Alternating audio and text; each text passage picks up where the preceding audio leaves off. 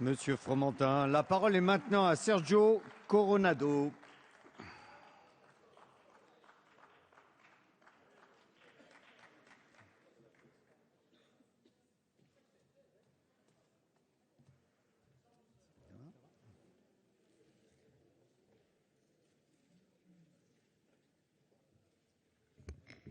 Monsieur le Président, Mesdames les ministres, Monsieur le Président de la Commission des lois, Monsieur le rapporteur, chers collègues, c'est après un très long débat en Commission des lois, plus de 24 heures, après de nombreuses et pour certaines passionnantes auditions organisées sous la conduite de Monsieur le rapporteur pendant plus de 2 mois, que nous arrivons enfin, allais-je dire, à l'examen en séance publique du projet de loi qui ouvre le mariage civil et l'adoption aux couples de même sexe.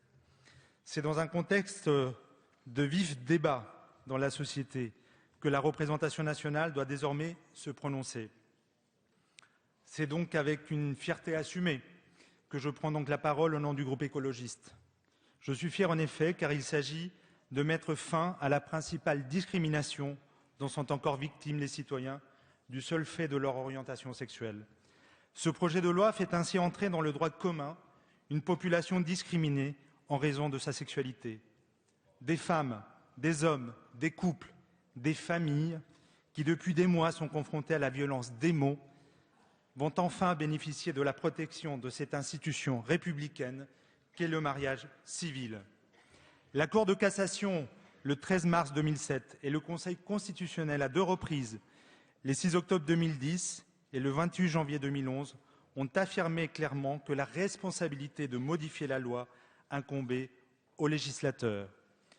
C'est donc ce que propose de faire le projet de loi présenté en Conseil des ministres le 7 novembre dernier. Avec le vote de ce texte, que le groupe écologiste soutient et souhaite enrichir et compléter, le Parlement va rendre effectif le principe d'égalité devant la loi et tenir cette belle promesse que la République fait à chaque citoyen. À situation de faits similaires, traitement juridique similaire, voilà ce que le projet de loi apporte tout simplement. Il permet enfin de traiter sur le plan juridique de la même manière les couples, tous les couples, indépendamment de leur orientation sexuelle, c'est-à-dire leur permettre d'avoir la liberté de choix entre les mêmes statuts conjugaux, le mariage, le pacte et le concubinage. C'est le mariage civil que nous proposons d'ouvrir, celui-là même que la Révolution a arraché à l'Église pour en faire un cadre juridique basé sur le consentement mutuel et sanctionné par l'autorité publique. Ce cadre juridique, qu'est l'institution matrimoniale, n'a cessé d'évoluer depuis son instauration par la Constitution de 1791. Le Code civil reflète les révolutions qui ont balayé le champ social. C'est en ces termes qu'un quotidien du soir saluait le bicentenaire en 2004 du Code civil. Le Code de 1804, et nous le verrons peut-être au cours de nos débats, mérite un hommage sans doute un peu plus nuancé. Il offrait certes bien des contraintes, mais il a porté aussi cette force, cette incroyable force de placer les volontés humaines au-dessus des faits naturels et des valeurs religieuses. Et les articles sur le mariage et la famille en sont en partie l'illustration. Les codificateurs de 1804 avaient dans le fond une conception très politique des institutions. Avec elles, les citoyens bâtissent l'univers normatif dans lequel ils souhaitent vivre, aux principes supérieurs du droit canon et de la loi naturelle. Ils opposèrent la volonté souveraine des citoyens.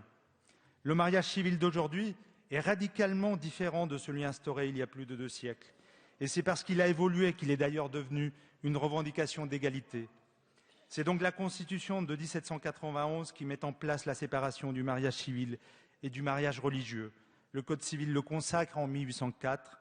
Il faut attendre 1884, comme vous l'avez rappelé, Madame la garde des Sceaux, pour voir le divorce pour faute réintroduit dans le texte. Les évolutions n'ont pas manqué tout au long de notre histoire. Les transformations se sont même accélérées à partir des années 70. Il y a eu la loi de 72. En 75, le divorce par consentement mutuel a été introduit. Entre 78 et 93, plusieurs lois aboutissent à l'instauration d'une égalité des droits et des devoirs entre époux et vis-à-vis des enfants. En 2005, la loi supprime toute différence juridique dans les modes d'établissement des filiations. Le cadre juridique que nous ouvrons aux couples de même sexe a connu les évolutions de toute institution. Ce cadre est à l'origine de la famille, en effet. Il consacre socialement l'union de deux personnes ayant comme but la solidarité réciproque sur la base de l'affection mutuelle. Constitution, Déclaration universelle des droits de l'homme, Convention européenne font du mariage une liberté fondamentale, particulièrement partagée et protégée. Le refus d'accès au mariage pour les couples de même sexe se fonde sur une idée du mariage, disons-le franchement, qui tient davantage du sacrement que du contrat civil. Ce qui fut un acte religieux devant, avec la Révolution, un cadre juridique sanctionné par la seule autorité de l'État. C'est à ce cadre que les lesbiennes et les gays doivent pouvoir accéder en vertu des principes d'égalité devant la loi et d'universalité de la règle de droit. Après la Belgique, et je cite dans le désordre, l'Espagne, le Canada, l'Afrique du Sud, l'Argentine, la Norvège, les Pays-Bas, le Portugal, la Suède, et je n'oublie sans doute, il est enfin temps que la France franchisse ce pas, un pas de plus vers l'égalité des droits. Nous pouvons avoir, chers collègues, aujourd'hui le sentiment légitime que ce que nous votons va changer la vie de femmes et d'hommes sans que cela n'affecte en rien le mariage hétérosexuel. Ce changement, en l'occurrence la simple ouverture du mariage et de l'adoption aux couples de même sexe, a été rendu possible par la mobilisation, l'engagement depuis des décennies de précurseurs, de militants, d'associations, de femmes et d'hommes qui considèrent que leur orientation sexuelle ne saurait justifier une citoyenneté de second rang. Le texte que nous allons débattre et qui est l'aboutissement dans la loi de ce combat leur doit l'essentiel. Cette revendication s'est imposée d'abord dans l'opinion, avant de devenir un engagement de campagne et puis un projet de gouvernement. Depuis la fin des années 70, chaque étape vers l'égalité a été un combat. Je veux ici rappeler ces luttes pour mieux saluer les combattants de l'égalité. Souvenons-nous, chers collègues, qu'il a fallu 6 mois de débat à l'Assemblée nationale pour voter la loi du 4 août 82 qui abrogeait l'alinéa 2 de l'article 331 du Code pénal qui maintenait une distinction discriminatoire dans l'âge de la majorité sexuelle entre hétérosexuels et homosexuels. Robert Badinter mit un terme à ce délit d'homosexualité que le régime de Vichy avait imposé et que la République n'avait pas balayé. Le couple homosexuel, lui, restait dans l'ombre. La revendication de la reconnaissance du couple de même sexe émergea au grand jour dans le contexte funeste de l'épidémie du sida. C'est au Sénat que les premiers textes ont été déposés avant que l'arrivée au pouvoir de la majorité plurielle rende enfin possible une reconnaissance de la conjugalité de couples de même sexe. Le Pacs fut une avancée et vous avez été presque unanime, à l'exception de Roselyne Bachelot, à le combattre. Mais le Pacs n'a été pensé et conçu politiquement qu'au prix de 2 renoncements. Et permettez-moi que je m'adresse ici à mes collègues de la majorité. 2 grands renoncements. D'une part, le refus de considérer de manière identique l'homosexualité et l'hétérosexualité, et le choix de laisser la première dans un statut périphérique, afin de ne pas mettre en question les fondements de la politique familiale. D'autre part, le sacrifice de l'égalité de tous face au droit commun, sacrifice que la gauche a accompli avec des arguments hâtifs, du réalisme politique à la sauvegarde de l'ordre symbolique, définissant le mariage comme la rencontre de l'altérité des sexes et des générations. Ces postulats pèsent encore sur nos débats. Nous en payons encore le prix. Le gouvernement de l'époque voulut préserver la substance originelle du mariage en naturalisant son caractère hétérosexuel. Et par là même, il conserva une hiérarchie des sexualités. Cette réforme était sans doute pour lui une forme d'aboutissement pour solde de tout compte.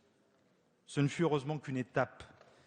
Et l'étape suivante fut franchie en 2004, précédée par 2 événements. La décision du maire de San Francisco de délivrer des certificats de mariage et l'agression barbare de Sébastien Nouchet dans le nord de la France, brûlé vif. Le choc entre les images de liesse de couples nord-américains, là-bas, et le rappel de la violence homophobe ici, ont suscité dans la société civile le lancement par 2 intellectuels, Daniel Borillo et Didier Ribon, du Manifeste pour l'égalité des droits, et la mobilisation d'avocats et de juristes attachés au principe d'égalité. Et je ne citerai pas, parce que mon collègue Mariton lui a déjà rendu hommage, Maître Mécari. C'est le 5 juin 2004 qu'un de nos collègues, s'inscrivant avec panache, avec courage, avec détermination dans la tradition de la désobéissance civile, célébra le premier mariage d'un couple de même sexe. Je veux ici parler de Noël Mamère, maire de Bègles, député de la Gironde, suspendu par le ministre de l'Intérieur Dominique de Villepin, seulement après quelques heures avoir uni Stéphane Chapin et Bertrand Charpentier. Stéphane et Bertrand qui furent par un samedi ensoleillé de juin les pionniers du changement. Noël Mamère, dans les semaines qui précédèrent ce mariage, essuyé les sarcasmes, entendu les absurdités d'usage et subi l'injure. Les sarcasmes sont venus des bien-pensants qui ont le changement en horreur, qui s'accommodent du monde tel qu'il est. Ils sont venus des rangs même de ceux qui auraient dû être à ses côtés s'ils avaient été fidèles aux idéaux d'égalité. Ces absurdités, celles que l'on entend d'ailleurs depuis quelques mois, qu'on entend même ce soir encore à cette tribune, proférées jusqu'à la nausée, les mêmes qui servent à s'opposer décennie après décennie à chaque avancée du droit visant à assurer l'égalité politique, sociale et juridique des citoyens, indépendamment de leur sexe et de leur orientation sexuelle. Ces absurdités sont inusables. Elles sont inlassablement ressorties des tiroirs où elles avaient été remisées et réactivées pour faire barrage aux revendications nouvelles. Il n'y a rien de nouveau dans les propos que vous tenez ce soir. Non, l'ouverture des droits pour une population qui en a été privée, chers collègues, ce n'est pas la fin du monde. C'est la construction pas à pas d'un monde plus juste où nous sommes toutes et tous des égaux. Et puis l'injure contenue dans les 4000 lettres reçues, véritable libération de la parole homophobe. Je vous l'ai dit, chers collègues de l'opposition, nos discussions n'ont pas connu en commission des lois les dérapages verbaux qui avaient caractérisé les débats sur le Pacs. Les mots sont mieux choisis, plus élégants. Ils portent et ils peinent cependant à occulter la violence qu'ils portent. 15 ans après le Pacs, la reconnaissance des couples de même sexe vous dérange toujours. Ce fut une situation paradoxale en commission des lois. Seul l'orateur a la parole. De vous entendre vanter les mérites du Pacs pour mieux fermer l'accès au mariage aux couples de même sexe. L'espace de quelques instants, j'ai cru que les opposants à cette réforme en étaient devenus de farouches défenseurs. Ce n'était pas invraisemblable. D'autres que vous ont changé et courent aujourd'hui les colloques pour défendre le Pacs après l'avoir combattu. Mais rendons-nous à l'évidence, chers collègues de l'opposition. Vous qui avez participé au débat en commission, le Pacs, même aujourd'hui, vous ne seriez pas prêt à le voter, alors même que cette forme de conjugalité est acceptée et qu'elle est très majoritairement un mode de vie hétérosexuel. Pour certains d'entre vous, l'idée même d'un couple de même sexe semble être une anomalie. Accepter qu'ils puissent avoir et élever des enfants formant une famille, c'est une idée qui vous est insupportable. Il fut un temps où la droite comptait en son sein des voix plus libérales sur les questions de société. Je regrette que l'opposition n'ait pas été capable de faire entendre des voix plus généreuses dans le débat. Ce projet de loi ouvre le mariage et l'adoption. Nous, écologistes, nous aurions préféré de la part du gouvernement, et vous n'êtes pas en cause, mesdames, une plus grande détermination à le porter. Nous aurions préféré ne pas avoir à entendre des déclarations ambiguës. Nous aurions aussi préféré une plus grande cohérence. À quoi bon renvoyer à plus tard la question de l'accès de l'assistance médicale à la procréation pour les couples de femmes dans un futur texte sur la famille? Les transformations des modes de procréation et la séparation entre le lien biologique et la filiation sont en effet un enjeu majeur qui avait sa place dans le texte et dans ce débat. En ouvrant le mariage et l'adoption, nous prenons acte de cette séparation. Bien avant la revendication des couples gays et lesbiens, le fondement biologique a été dépassé. Adoption plénière par un célibataire, PMA pour les couples hétérosexuels, accouchement sous X. Les amendements déposés par mon groupe permettront que la représentation nationale puisse en débattre et le gouvernement aura ainsi l'occasion de confirmer ses engagements pour le texte à venir. Ces différences d'appréciation n'entament pas le soutien que nous apportons au texte. Ces différences d'appréciation soulignent la cohérence de notre engagement depuis longtemps dans le combat pour l'égalité. Rappelons-nous qu'il y a 15 ans, une des motivations de la gauche était de traiter rapidement le Pacs en évacuant la question du mariage et de l'affiliation pour se consacrer à ce qui était alors perçu comme prioritaire, la réforme du droit de la famille. Où en sommes-nous sur cette question? Ne commettons pas les mêmes erreurs. Soyons fiers de ce que nous portons. Soyons fiers de ce projet de loi. Il est temps, chers collègues, que le changement aille à son terme.